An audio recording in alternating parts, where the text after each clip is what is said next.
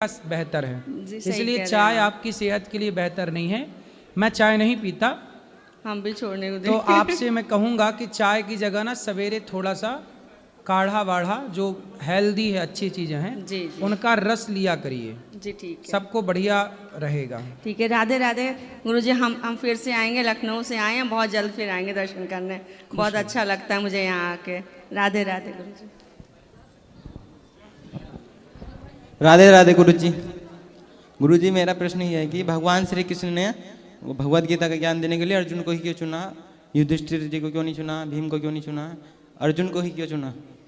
क्योंकि अर्जुन भगवान से प्रेम करते थे, भक्ति करते थे। पांचों में अर्जुन ही सबसे श्रेष्ठ भक्त थे। और भगवान किससे ज्ञान देते हैं? अपने भक्त को। शिष्यस्ते हम, अर्जुन ने क्या कहा?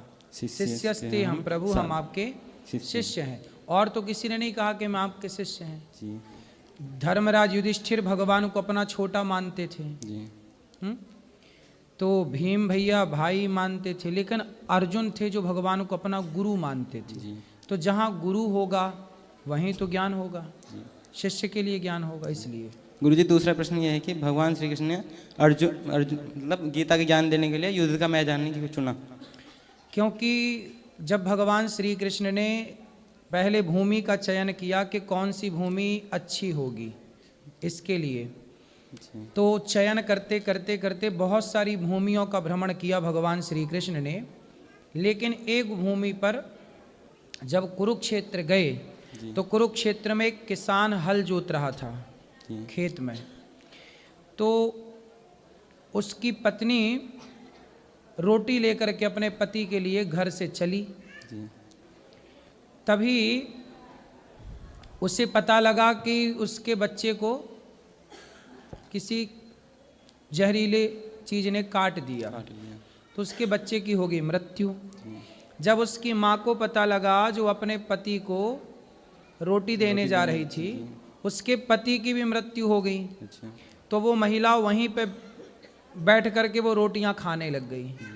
तो भगवान ने पूछा कि तुम्हारे तो देखो पति की पुत्र की मृत्यु हो गई, तुम रोटियां खा रही हो। तो बोले उनको तो मरना ही था, तो अब रोने से भी क्या होगा? सही बात। इसलिए भगवान ने सोचा कि ये जगह उत्तम है, इस जगह में कोई मोह नहीं दिख रहा है, यहाँ कोई किसी के प्रति आसक्त नहीं है, इसलिए कुरुक्षेत्र की धरती को चुना भगवान श्री कृष्ण ने, क्योंकि उस धरती में मोह नहीं है। गुरुजी, मेरा लास्ट प्रश्न ये है कि जो लड्डू गोपाल जी को नहलाते हैं वो जल होता है, तो उसे सूर्य भगवान को चढ़ा सकते हैं?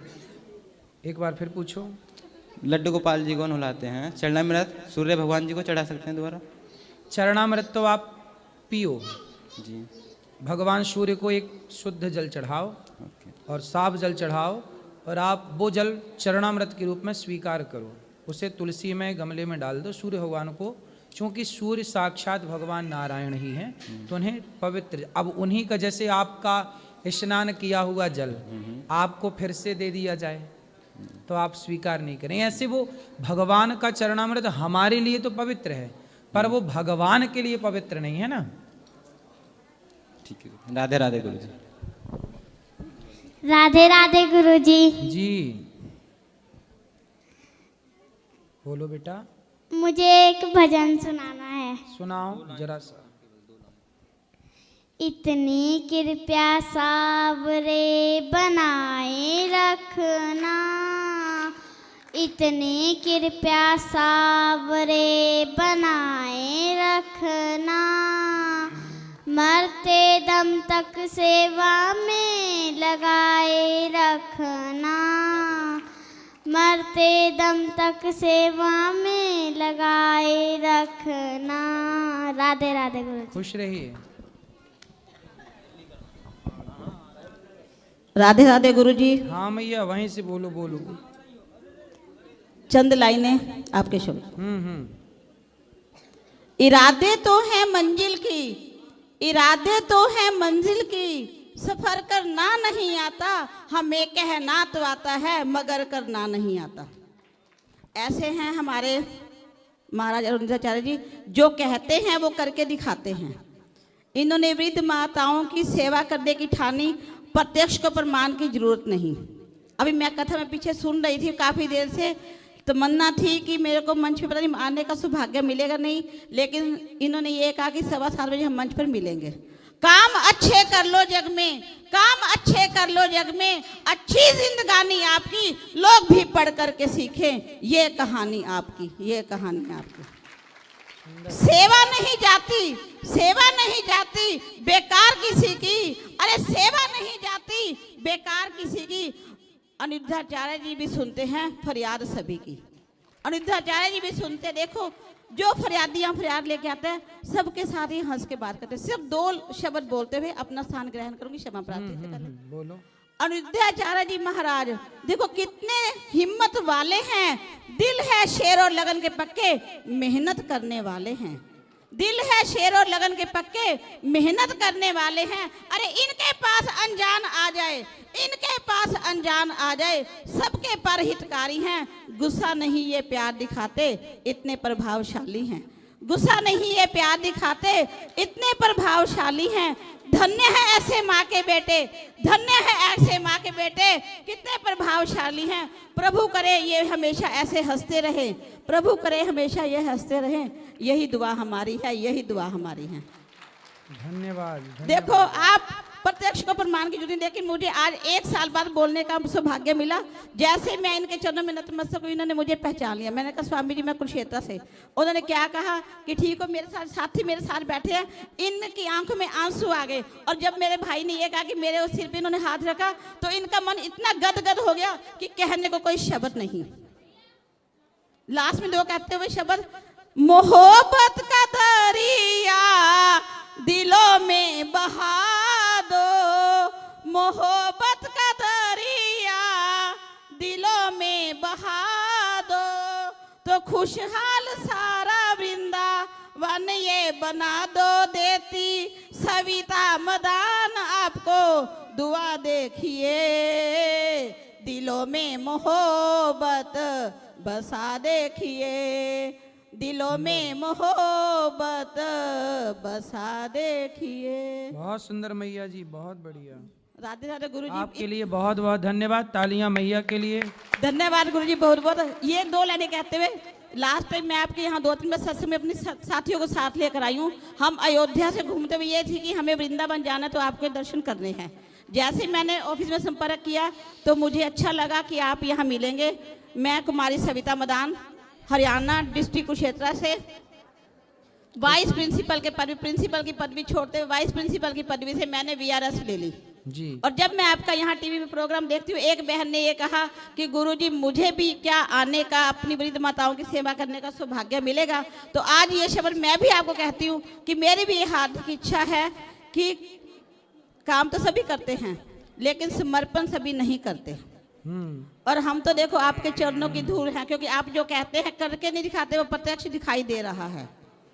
टीवी पे हम अक्सर सुनते हैं आपकी कथा, तो मेरा सौभाग्य है कि अगर बांके बिहारी की इच्छा हुई, अभी एक मेरी बहन कह रही थी कि मेरी भी ये इच्छा हो रही है कि मैं 1 सप्ताह स्वामी जी के चरणों में रह के कथा सुनूं। तो मैंने कहा बहन कोशिश करेंगे, बांके बिहारी को अरदास करेंगे कि हमें सौभाग्य मिले, दोनों बहनें मिलकर आके हम स्वामी जी के चरणों में कथा सुनेंगे। धन्यवाद स्वामी जी, राधे राधे स्वामी जी। खुश रहिए।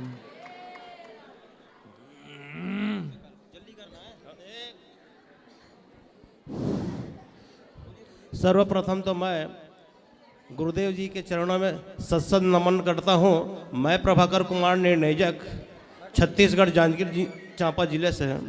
मेरा 2 अज्ञानता है, प्रश्न तो नहीं पूछ सकता मैं, गुरुदेव है। मैं अपना अज्ञानता को दूर करने के लिए 2 सवाल गुरुदेव से चाह रहा हूँ। सर्वप्रथम तो मृत्यु किसकी होती है? क्योंकि आत्मा की तो कभी मृत्यु होती नहीं है, और देह से जब आत्मा जाता है तो ये 5 तत्व जो है, क्षिति जल पावक गगन समीरा, अब 5 तत्व से बना शरीरा, ये 5 तत्व जो है अपने अपने में विलीन हो जाता है। तो मृत्यु किसकी होती है? एक प्रश्न। दूसरा प्रश्न मेरा ये है, पहले एक का ही उत्तर ले लो फिर दूसरा करना जी। मृत्यु किसकी होती है? न मृत्यु शरीर की होती है, न मृत्यु आत्मा की होती है, न मृत्यु सूक्ष्म शरीर की होती है। मृत्यु होती है सिर्फ अभिमान की। कौन मरा? अभिमान। अभिमान मरा। कौन मरा? अभिमान मरा। वो अभिमान जो कहता था कि मैं ये हूँ, वो अभिमान जो कहता था कि मैं अनिरुद्धाचार्य हूँ, वो अभिमान जो कहता था कि ये गाड़ी है, ये बंगला है, ये मेरा है, वो अभिमान जो कहता था कि तू मुझे नहीं जानता, वो अभिमान मरा। 5 तत्वों का बना शरीर 5 में मिल जाता है। पृथ्वी तत्व पृथ्वी, जल जल, वायु वायु, अग्नि अग्नि, आकाश आकाश में मिला शरीर पूरा। आत्मा ईश्वर का अंश थी, ईश्वर के पास चली गई। सूक्ष्म शरीर को पकड़कर यमदूत ले गए, उसे नरक स्वर्ग का गामी बनाएंगे, उसके पाप पुण्य का हिसाब होगा। कौन मरा? अभिमान मरा। दूसरा ज्ञानता मेरा यह है गुरुदेव कि हम किसी के मैयत में जाते हैं तो वहाँ बोलते हैं कि मृत आत्मा की शांति के लिए 2 मिनट के लिए मौन धारण करते हैं। तो आत्मा का तो कभी मृत्यु होता ही नहीं, तो वही थोड़ा सा मेरे को ये तो अज्ञानवश लोग कहते हैं ना कि आत्मा की शांति के लिए। ये तो लोगों की व्यवहार जगत में ये शब्द जुड़ गया है, इसलिए लोग कहते हैं। सच्चाई ये है कि आदमी जब कोई मर जाता है तो हम उसकी याद में कि वो भला आदमी था, बढ़िया था, आओ 2 मिनट चुप रह करके उसकी अच्छाइयों को याद करें और उसकी अच्छाइयों को अपने जीवन में उतारें। इसलिए 2 मिनट का मौन। मौन मतलब नहीं आंखें बंद है बस चुप हो, अरे सोचना है उतनी देर 2 मिनट में। ये सोचना है कि उस व्यक्ति ने जीते जी क्या अच्छे काम किए, उन अच्छे काम में हम कितना उतार पाएंगे। तो उस 2 मिनट में वो चिंतन करना उस व्यक्ति का कि उसने 2 मिनट में हम उसके कितने अच्छे काम हम उतार सकते हैं। और फिर हमेशा जैसे स्वामी विवेकानंद जी, आंखें बंद करो और 2 मिनट स्वामी विवेकानंद जी के बारे में सोचो। तो सोचो क्या उनकी अच्छाइयाँ, उनके अच्छे गुण अपने जीवन में उतार लो। तुलसीदास जी को 2 मिनट में उतार लो, जितना उतार सकते हो।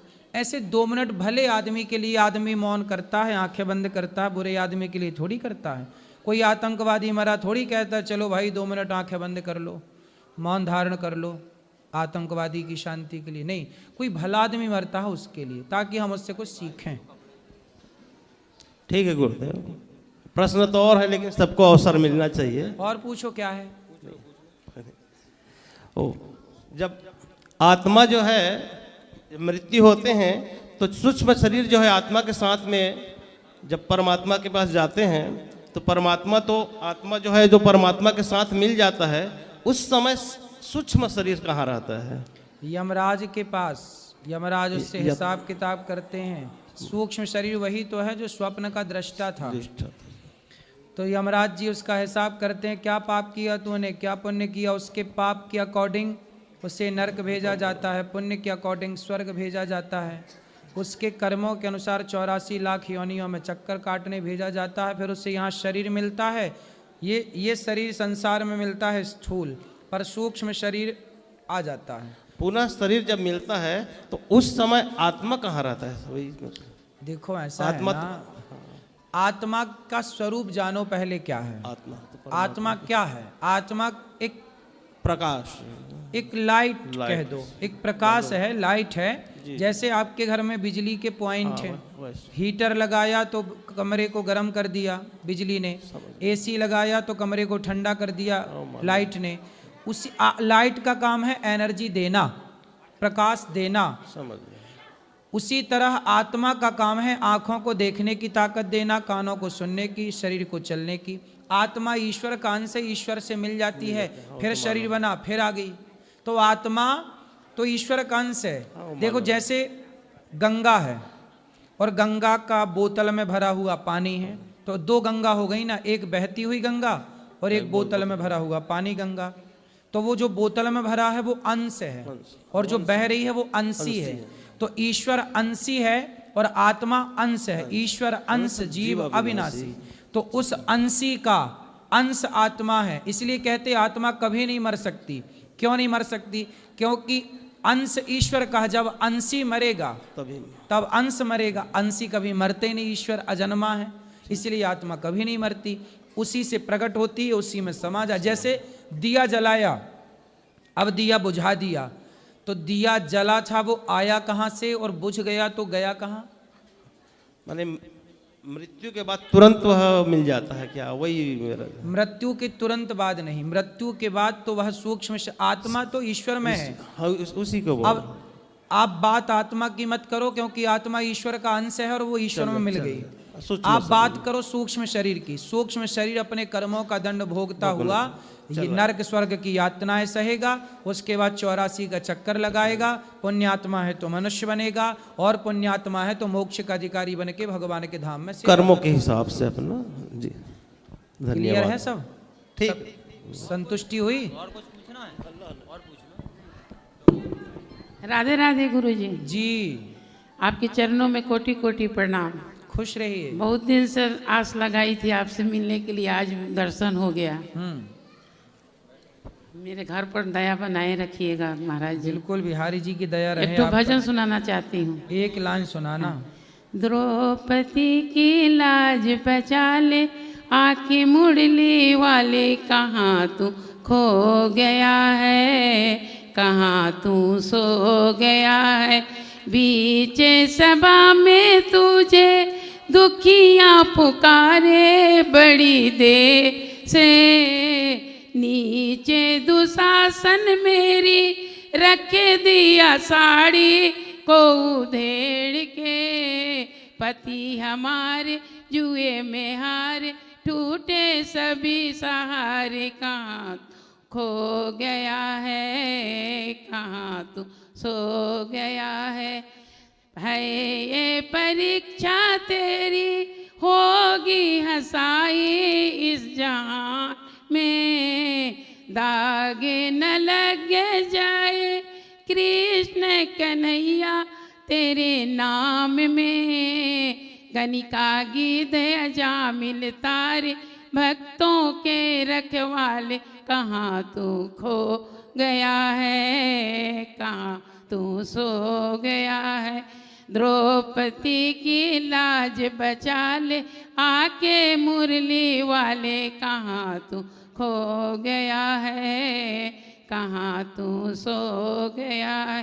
कितनी सुनाए अर्ज, कब से खड़ी हूँ इंतजार में, आके समा जा प्रभु साड़ी के हर एक तार में। पति हमारे जुए में हारे, टूटे सभी सहारे, कहाँ तू खो गया है, कहाँ सो गया है। द्रौपदी की लाज बचा ले, आके मुरली वाले, कहाँ तू खो गए है, कहाँ तू सो गए। राधे राधे प्रभु बहुत जी। बढ़िया भजन गाया मैया आपने। ऐसे भजन गाओ तो सुनने में अच्छा लगे। राधे राधे गुरुजी। जी गुरुजी हम दिल्ली से आए हैं। गुरुजी मेरा एक प्रश्न है। बोलो। गुरुजी असुर किसने बनाए हैं? असुर? असुर किसने बनाए हैं? आदमी दिन भर सो के असुर हो रहा है, उल्टे सीधी हरकत करके पराई बहन बेटियों को देख के असुर हो रहा है। असुर कौन बनाता है बेटा? कोई बनाता थोड़ी है। संसार में आके आदमी गलत काम कर करके असुर हो जाता है। जो आदमी गलत काम करे वही असुर है। गुरुजी हमें गुल्लक देनी है अनुदान की सेवा में। ठीक। वो जय बच्ची श्रीमन भी है। नारायण जी गुरुजी। जी जी। आपके चरणों में कोटि कोटि प्रणाम। हाँ हाँ गुरुजी हम 2 तारीख को आए थे, पूरा कथा देखे 7 दिन। हाँ। आज जा रहा है, आशीर्वाद दीजिए पूरा परिवार को। अच्छी आते लगी रहे। कथा? बहुत अच्छी रही। क्या लगा? बहुत अच्छा लगता है, आपका हर बात अच्छा लगता है, खुश जो भी रहिए, समझाते हैं ना बहुत अच्छा लगता है। लीजिए गुरुजी, इसका ना पढ़ाई में मन नहीं लगता है।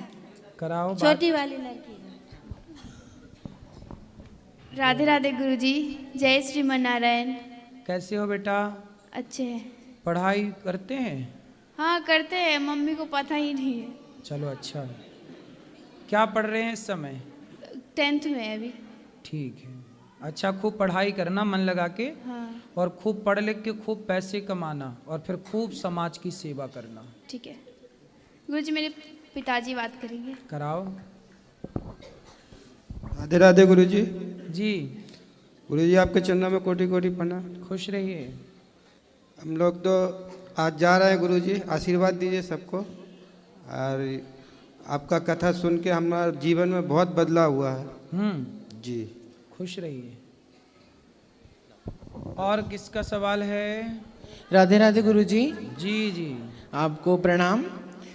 मेरा नाम कार्तिक है और मेरे कुछ प्रश्न हैं।